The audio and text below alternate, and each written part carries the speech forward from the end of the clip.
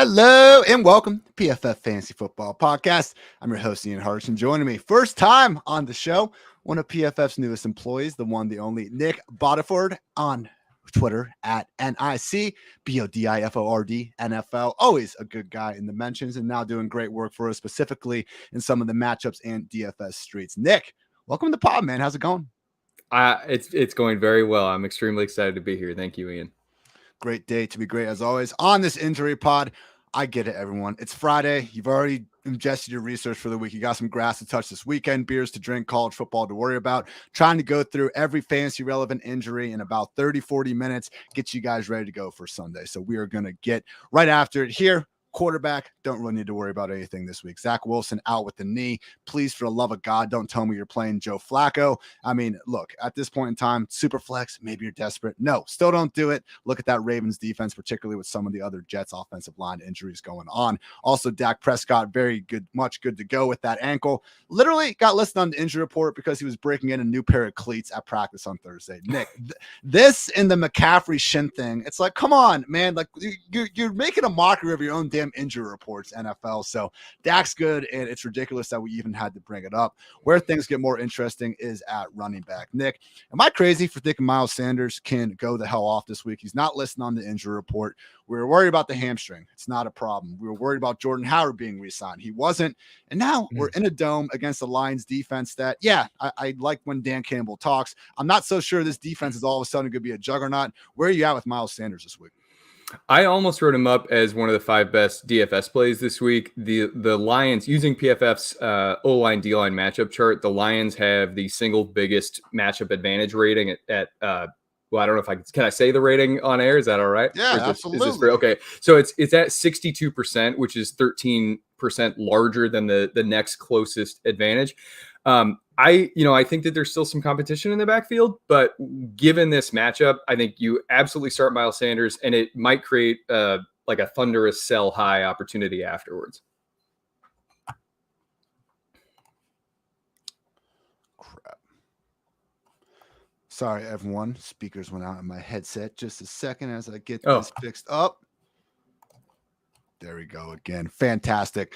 With Miles Sanders not listed on injury report. Now, Ty Montgomery, questionable, limited all week. I know we don't care about Ty Montgomery himself, but what we do care about is Ramondre Stevenson, who everyone keeps barking about, and Damian Harris. Believe it or not, Ty Montgomery being out is not only good for Ramondre Stevenson, also Damian Harris. So right now, I have basically Stevenson and Harris back-to-back. Yes, Stevenson in front in the mid-tier RB3 range. If Ty Montgomery is for sure out of the picture, I'm comfortable putting them up more into the borderline RB2 types. How high are you on Ramondre Stevenson, Nick? Because he really is someone that just dominated fantasy conversation the entire offseason. Yeah, I think I'm higher than you, but I think that this week we've got him ranked pretty similarly in that like borderline RB2-3 range. I like the matchup a lot. Again, the offense defense line matchup chart, Pats are like top 6 there, and I think Ramondre didn't earn a fantastic PFF receiving grade last year, but he did coming out of college into the pros. And, the timeout thing, maybe he's there to siphon a few touches, like 3 limited. He's probably active, but we'll see. I like both of their prospects, though. Yeah, both Ramondre and Damian. Absolutely. And that's just all it is. Like, okay, I understand the Rondé love, but Damon Harris didn't fall into the end zone 15 times by accident last year. Both guys can be good. My goodness. Chase Edmonds, not even listed on the final injury report after practicing in full on Thursday with that groin. Fully expecting him to be good to go. He's my RB21 on the week. I would start Chase Edmonds ahead of guys like Clyde Edwards-Helaire, Ezekiel Elliott, and David Montgomery. The other dumb injury I mentioned before, Christian McCaffrey. He's fine. He got cleated in the shin. He was full on Thursday. He was full on Friday. He's not listed under report. I don't know if this was a joke or why this was even out there. So very much annoying to deal with that. But yes, McCaffrey's fine. Going to be out there with everything. Mojo, I appreciate you, man. We are going to be going through the position by position. We will get to tight ends. I will tell you right now, though, with Trey McBride, if you do have Kittle and Ertz right now, guys, because let's face it, those are the 2 really big ones out there. I got Gerald Everett as my top waiver wire ad. That's usually available in most leagues. And then Irv Smith. I have Everett ahead of Irv because Donald Parham, the other guy that usually steals all the targets, he's actually doubtful with a hamstring injury. So Gerald Everett, someone that should be out there every single snap with Justin Herbert in a potential shootout against the Raiders. He is my favorite tight end streamer ad of the week. J.K. Dobbins, questionable with the knee. He's a true game time decision. Nick, I don't even know why this is a game time decision. The guy's coming off an ACL. How hard is it to just, I don't know. Clearly, he's not at 100%. Maybe don't play him in his first game if he's not 100%. I have him RB 38 if he's active, and that feels too low, man. I do not want to start J.K. Dobbins no matter what, but you do start to, when you're trying to rank these guys, it happens. For me, I think the bit better question is, because I'm just going to be answering every single start sit with Dobbins with the other guy. Where are you ranking Mike Davis if J.K. Dobbins is ultimately out? Do you think Kenyon Drake could actually be enough of a problem that the answer might just be no? Well, I was hyped on Mike Davis, but then Rappaport today said that he just offhandedly mentioned in a media spot that the team signed Kenyon Drake to be the RB1 there, which I didn't think that was the case at all. So if that is to be believed, then I think just on touches and with the matchup, I think you could probably start Kenyon Drake as an RB3. Mike Davis, though, I would have ranked Mike Davis as a top 36 back. Now, I don't know, low end RB4. I can't imagine that Dobbins plays, though. As you said, ACL and an LCL tweak. And I don't know what I think it's just gamesmanship stuff going on there. When the hell did they sign Kenyon Drake? Wasn't it 2 weeks? August 31st. You're telling me he's overtaken Mike Davis 9 days? Hey, no, if thank you for bringing that up. If Rappaport said that, I hear you. Okay, Mike Davis, we're done with him. It already felt gross. I already felt ridiculous talking about it. This is enough. No, we're not going the Mike Davis well. And really, I'm not trying to go the Kenyon Drake well as well. I mean, this is, how many times can I freaking say well? Lamar Jackson, Mark Andrews, Rashad Bateman. If you're freaking desperate and tight end premium, maybe Isaiah Likely, but really wouldn't want to do that. That's it in the Ravens offense. Over in Washington, Brian Robinson still very much on the pup list with that gunshot wound. Antonio Gibson setting up rather nicely as the lead back. It's funny how a lot of these dead zone running backs that really we weren't fans of throughout the offseason, and we're not going to be every single week, but guys like Antonio Gibson home against the Jaguars, Josh Jacobs in a potential shootout against the Chargers, even, Elijah Mitchell, nice little favorite there against the Bears. I do see a path to success for these guys, especially Gibson. He is my RB16 on the week. So I would play Gibson ahead of those guys, including Zeke, including Clyde Edwards-Helaire. Just really think that right now he's healthy, which we didn't have last year, and Robinson is no longer a problem. So yeah, we do need to worry about McKissick, but if there is going to be a game that Washington can, play with the lead with, I would think it's going to be as home favorites against the Jaguars. Do you have a favorite from that group, Nick? We talked about Miles Sanders a little bit before. I mean, for me, it's one tier of those guys. Gibson, Jacobs, Sanders, Mitchell, Clyde, even Zeke and David Montgomery. For me, I guess it's just the fact that Gibson is one of the few home favorite running backs on this slate. That for me, and that's enough to give him a nod. Yeah, I like your process there. I think for me, it's probably Elijah Mitchell. I think this is the healthiest that he's going to be. And the Chicago Bears front seven lost, I think it was 5 starters. And I put this in the matchups column. None of the Chicago Bears 2022 replacements earned better than a 64.6 PFF defense grade last season. So I think it's just going to be the floodgates open for Mitchell there this week. Again, maybe another sell high given the backfield competition. I like your process with Gibson. I think I'm a little bit lower on him. But Jacksonville had some shakeups in their front seven too. I think we'll learn a lot with that one. Mitchell, especially for any of you DFSers out there, kind of in that low end 5K range. Him and Miles Sanders are two of my favorite tournament plays of the week there. Isaiah Spiller, Chargers running back with that ankle injury. He's good to go, but they added Sony Michel. I mean, Kelly might still be ahead on the actual depth chart. Stay away from anyone in that backfield, not named Austin Eckler. Kenneth Walker, still not practicing with the damn hernia. What? If we get an update from Pete Carroll, what does that mean? Absolutely nothing. So, at this point in time, I think we just need to move forward, locking in Rashad Penny as the lead early down back. Now, even last year when Penny was putting together his great stretch at the end, Travis Homer, DJ Dallas, these guys were making it complicated. So where do you stand on Penny now, assuming Walker's out, Nick? I have him as an upside RB3 ahead of the Patriots backs for now, Damian Pierce, Kareem Hunt, AJ Dillon. I still have a tough time putting Penny ahead of guys like Clyde, Zeke, David Montgomery. Because, let's face it, this Seattle offense, even though Russ wasn't at his best last year, end of the season, he was getting closer to that. And whatever the hell version of it was, probably a little bit better than my guy Gino, who I've been trying to defend, but come on now. So the good thing about the Seahawks is that they're going to keep running the ball even if they're losing, which I think they will be badly. But Penny, okay, so they upgraded their offensive line. I think Penny's a fine RB3. I think the upside RB3 thing is fine. Travis Homer will be part of the passing game there. I do just to get some hype going here. I see you put in the notes in the Kenneth Walker section something about Dameon Pierce, and I did notice that Shaq Leonard of the Colts is out this week. I think it's a back issue. So that makes that front seven a lot softer. And that ticks Pierce, who probably has a similar run, like carry centric workload to Penny. I think that ticks him up a couple spots.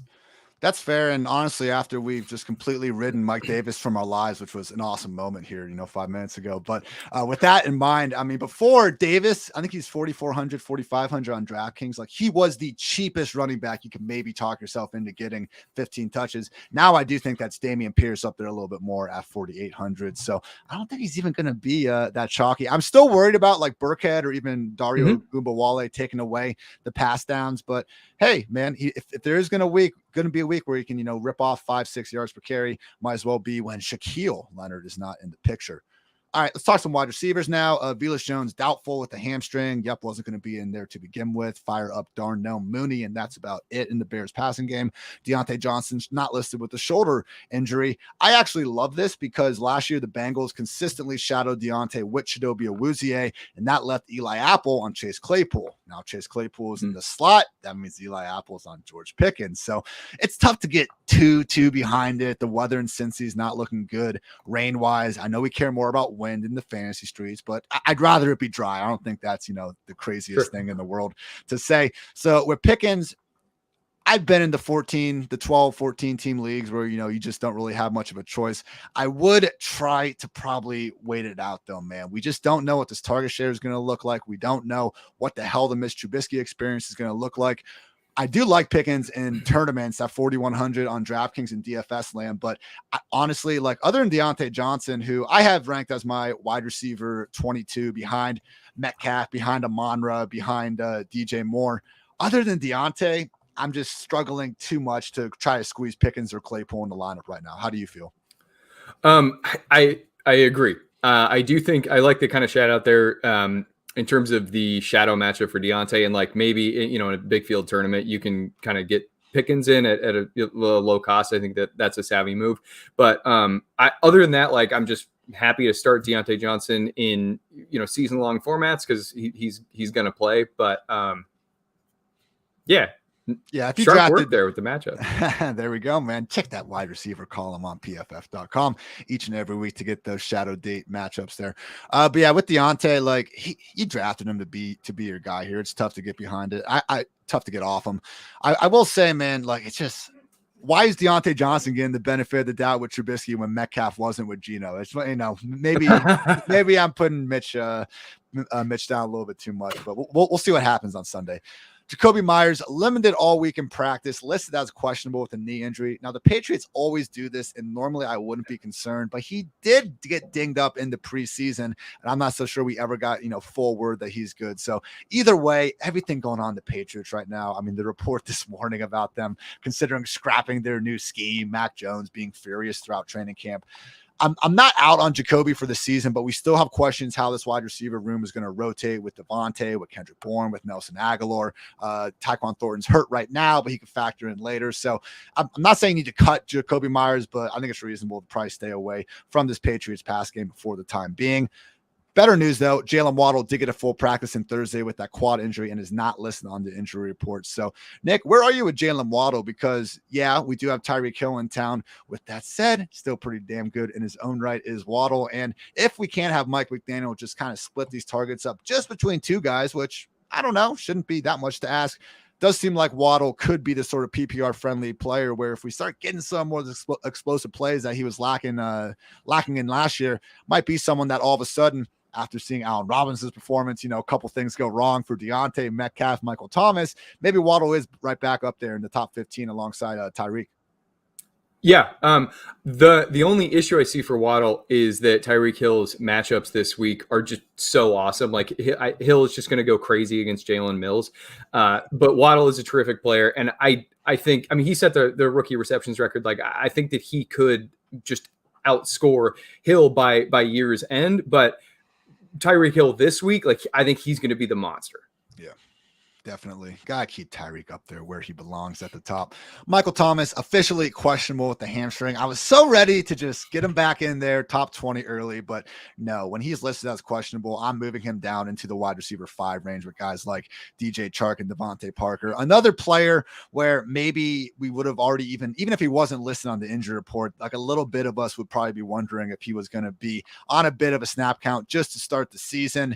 Now I just think it's too tough to get behind. So great news for obviously Chris Olave and Jarvis Landry potentially. If Thomas is as hobbled as it seems like, it does make me get off Jameis Winston a little bit in terms of DFS tournaments and a potential streamer. So are you pretty much off Michael Thomas here too, Nick? If he had no injury designation, I think I could still treat him as maybe like an upside wide receiver 3. But at this point, I just feel like a limited Michael Thomas looks like the most likely outcome. Yeah, I think he's only like a contrarian play. The Falcons also have some pretty good perimeter corners in AJ Terrell and Casey Hayward. I like this a lot for Jarvis Landry. He's projected to face D. Alford, who was playing in the CFL last year, and Alford had a good season. I think that he could develop into a cool player. But it's welcome to the NFL against like one of the most crisp route runners in Jarvis Landry. I like that one for Jarvis. That's a good call. And they just traded Gardner Johnson like a week ago. So it's not like they've been, spending all offseason, prepping this dude to be the slot corner. So love that call. Jarvis Landry, our official sleeper of the week. Gotta love our friends over at Sleeper Fantasy, in my opinion, making the best platform in the game to go host your fantasy rosters. All due respect to Yahoo, ESPN. I have leagues in them too, but Sleeper, just everything they're able to do with roster construction, with customized rules. Absolutely love it. So Jarvis Landry, your official sleeper of the week. Love him in DraftKings as well. He's really getting forgotten about. Wouldn't be surprised when we look up and we see an Amon-Ra St. Brown-esque, 8 or 9 catch stat line. Drake London, questionable. Shaping up as a true game time decision after practicing in a limited fashion all week. It's a tough matchup in his own right on the other side of the field. I've also bumped London down into more of that low end wide receiver 4 range, just behind players where Devontae Smith, Hunter Renfrow, Amari Cooper, maybe they have slightly lower target ceilings, but I'm just far more assured about their health at the moment. And, betting on Mariota in this one, maybe not the best idea. All right, in Green Bay, Allen Lazard officially doubtful with the ankle. It's something like 95% plus of doubtful players don't end up playing. And even if he did, how could we trust him to play a full allotment of snaps at this point? So moving forward with Allen Lazard out of the picture, Christian Watson is good to go with the knee injury, though. So now this could get ugly. I think the Packers could be rotating Watson, Romeo Doubs, and Sammy Watkins on the outside with Randall Cobb and Amari Rodgers on the inside. Nick, I would rank them just in order as Watkins, Doubs, Cobb, Watson, and Rodgers, but I don't feel good about playing any of them. As great as week 1 Sammy Watkins has been for us, other than, a cheeky tournament lineup or 2, I think I'm probably just going to be picking the other guy in close start sit decisions with any Packers wide receiver. Yeah, I think the only dart throw that I'm going to make is Romeo. The difficult thing with this matchup is that the Packers have both of their tackles are questionable to play with injury, and like Bakhtiari was downgraded to a DNP. The Vikings edge rushers are significantly improved this season. Danielle Hunter's coming back, and then I'm blanking on the guy they said. Oh, is it Darius Smith? Darius. Yep. Yeah. So I think that Rodgers. I think Rodgers will work his way to a serviceable quarterback 2 outing, but I think he's going to be under pressure maybe more than some folks expect. And I'm maybe I'll catch some heat from Evan Silva for this, but I am just not on Sammy Watkins. Hey, you're good, man. I will say, as earlier week, I wrote my quarterback column, I think on like Monday and Tuesday afternoon. So I did have Rodgers as the best matchup of the week because it looked like that when we were thinking we had, Lazard out there and potentially a pair of healthy tackles.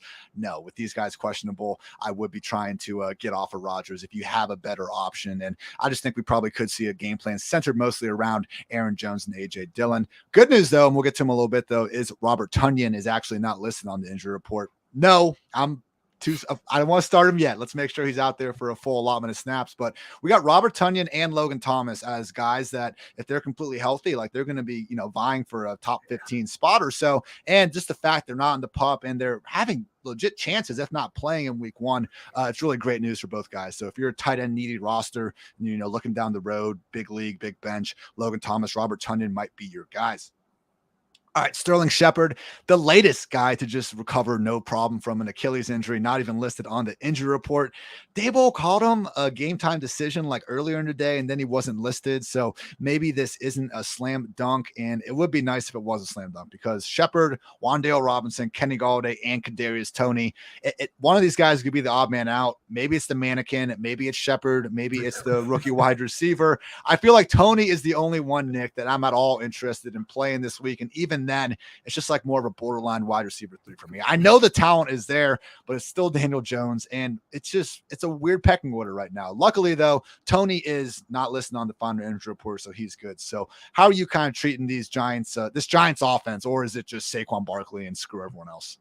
Definitely Saquon Barkley, but so the fear that you feel, everyone is feeling, and so I think that creates opportunity for Toney and Wan'Dale Robinson. But again, what we're talking about there is like purely contrarian lineups, and if you think you're really, really down in a season long format, then like okay, it's Toney, just bank on him ripping a long one, but. I think we do need to kind of learn from this week one before we're making any bold proclamations. Similar sentiment with the Packers. I just think there's too much, and there's injured guys here. There's more than 3 that are probably going to be rotating. Just get our bearings, and we'll move on to next week and see what happens then. Juju Smith-Schuster is good to go with the knee injury, locked in as the highest ranked Chiefs receiver. Him and Marquez Valdes-Scantling should be in 2 wide receiver sets. I have Juju as my wide receiver 30 behind guys like Brandon Cooks and Adam Thielen, ahead of Rashad Bateman and Christian Kirk. I will say, man, that Allen Robinson performance last night, it's made me really think a lot more about Juju. Maybe if he looks washed and he ends up being washed. So not to completely slam the door on the Allen Robinson situation. I'd like to actually see him get 6-7 targets and still not do anything before we're completely out on the guy there. Just something to keep in mind with Juju.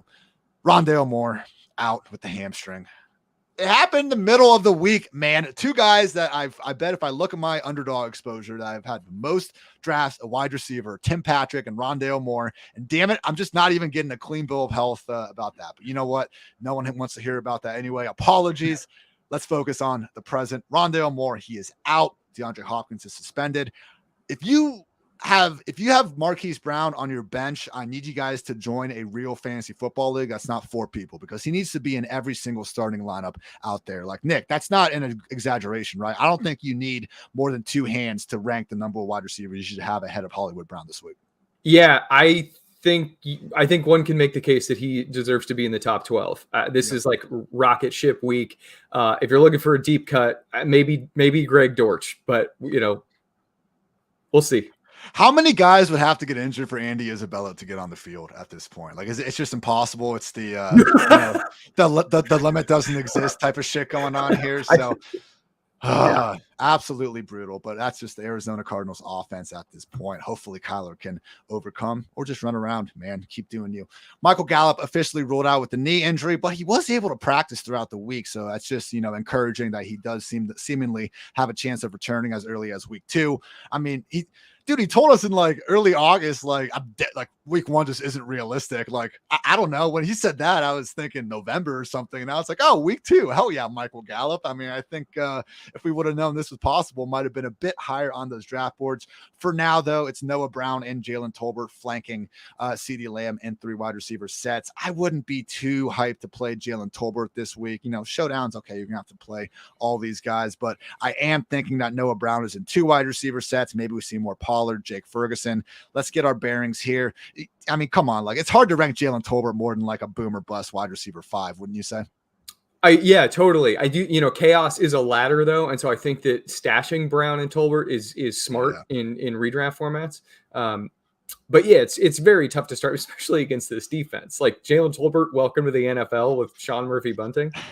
Chaos is a ladder, man. I like the way you talk, Nick. All right. Chris Godwin, questionable with the knee injury, game time decision. They play on Sunday night. You cannot start Chris Godwin. They're saying it's going to come down to the very end. And like all these other injured guys that we're talking about, even if Chris Godwin had been full all week, not listed, I would still pretty much expect him to not have his usual full allotment of snaps. So impossible to trust Chris Godwin this week. I'm moving him so far down the rankings that you just should not be even thinking about it. So Russell Gage, also questionable with the hamstring. He did manage to practice all week, though. Tentatively expecting him to be out there. I'm not, but again, it's Sunday night, man. We don't know. So if it is a close decision between Russell Gage and someone else, I would take the other guy. That includes Julio Jones. If Godwin and Gage are out, I mean, Nick, like, where could Julio be here? We might be looking at Julio Jones and Mike Evans as Tom Brady's top 2 pass game options in the year 2022. What a time to be alive. Yeah, we might be looking at that. If week 1, similar in theory, I guess, to Stafford's elbow, like, it's the healthiest they'll be all year. So give it a shot. I would say, again, if we get Godwin confirmed out and Russell Gage out or limited, Julio Jones, all of a sudden, I think you can put him with guys, like Devontae Smith, Amari Cooper, maybe even Christian Kirk. Whew, it's wild. This is going to be awesome. Put him 3. Put him 3. Put him 3 on that list. Yeah. 3. That's fair. Good range, though. All right. KJ Hamler, still limited with the knee and hip. He already came back and played in the preseason, though. So I think he's going to be suiting up there Monday night. I don't think you guys can start him yet in season long. It's very likely it's going to be Sutton and Judy and 2 wide receiver sets. And we could see a lot of tight ends, multi-running back sort of formations, but stash this guy. I mean, I was talking about in the preseason, some of the usage, like he was so wide open on this 4th and 1 play action they ran. And I think we see how ADP moves in the preseason. Guys score a meaningless touchdown and we know it's meaningless. And the guy jumps up, 2 rounds by the time Monday comes around. So Hamler, I would get off the waiver wire like today if you have a chance, because by this time next week, if he has the snaps and he's fully healthy and God forbid he reels him one moon ball, he's going to be someone, on the cover of every waiver wire article. Before we get to tight ends, everyone, just want to read a few ads for you guys. Got to get those sponsors what they want. Most notably, PFF now has an app. You can get access to our industry-leading fantasy football advice, PFF's exclusive betting dashboards, the latest premium football analysis, all in the palm of your hand. The app is free to download and use until the 2022 season starts. And when you sign up, leave us a 5-star review with your 2022 Super Bowl prediction and final score, and we'll share the best ones on the show. Also, the NFL's opening week was action-packed, and it's just getting started. That's actually a DraftKings read for next week, so that's fantastic. How about Symbol, though, our newest partner in revolutionizing the world of sports betting and fan engagement by making sports fandom profitable? That company is Symbol, the stock market for sports. Symbol was a PFF sponsor last year, and they're back for this football season. Symbol lets you trade pro and college teams like stocks and even earn cash dividend payouts when your teams win. Symbol took the thrill of sports betting and combined it with the profitability of the stock market to give you a platform where fortune favors a fan. Download the Symbol mobile app for iOS by searching SIMBULL in the App Store and use code IAN to receive a free team stock value up to $150 upon signing up. The PFF team is even getting into Symbol market themselves this season. Create a free account, enter code IAN to get a free stock value up to $150 and compete against the PFF Forecast podcast this season on Symbol. Tight end, main event here, everyone. Appreciate everyone tuning in on YouTube, Twitter, however you're listening to us today. George Kittle, not practicing all week with the groin, listed as questionable. Need to find an emergency option. And honestly, if Kittle plays, it's going to be very tough to really trust him to be going out there and getting his usual allotment of snaps. So I would say on the waiver wire, the potential guys that are usually available, Gerald Everett, Irv Smith, David Njoku's there. If he is available, I think he's usually owned in more leagues, and Albert O is also on that list. So in my rankings, I have, let's see, there's Goddard, there's Knox, Hawkinson. After them, after Hawkinson, I'm willing to go Gerald Everett, Irv Smith, probably Pat Freiermuth is right there, and David Njoku. Nick, thoughts on those guys? Is there another streamer that you think people should be targeting for Kittle and or Zach Ertz lineups?